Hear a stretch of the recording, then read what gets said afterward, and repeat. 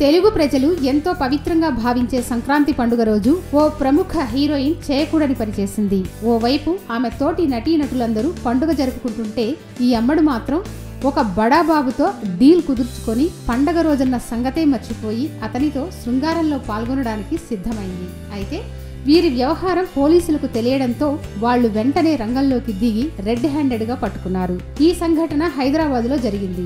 పూర్తి వివరాల్లోకి వెళ్తే సంక్రాంతి పర్వదినాన్ని ఘనంగా జరుపుకుందామని కొందరు సెలబ్రిటీలు ఓ ప్లాన్ వేసుకున్నారు. టాలీవుడ్ ఫిలిం ఇండస్ట్రీకి సంబంధించిన స్టార్స్ ఆ ఈవెంట్ కి విచ్చేశారు. ఆ పార్టీకి ఇప్పుడిప్పుడే హీరోయిన్ గా ఎదుగుతున్న ఓ భామ కూడా హాజరైంది. ఈ క్రమంలోనే ఆమెకి ఓ బడాబాబు తారసపడ్డాడు.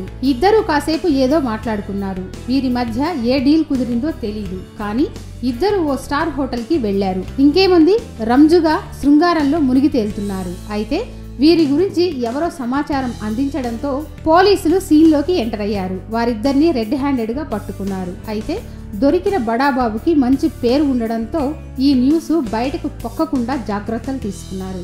ఆ హీరోయిన్ పేరును కూడా రివీల్ కాకుండా చూశారు. ఏదేమైనా ప్రస్తుతం ఈ వార్త టాలీవుడ్ లో హాట్ టాపిక్ గా మారింది. దీంతో ఆ బడాబాబు హీరోయిన్ ఎవరనే దానిపై ఆరా తీస్తున్నారు. Please subscribe. Movie Time Series. Hi, it's me Purna. Please subscribe.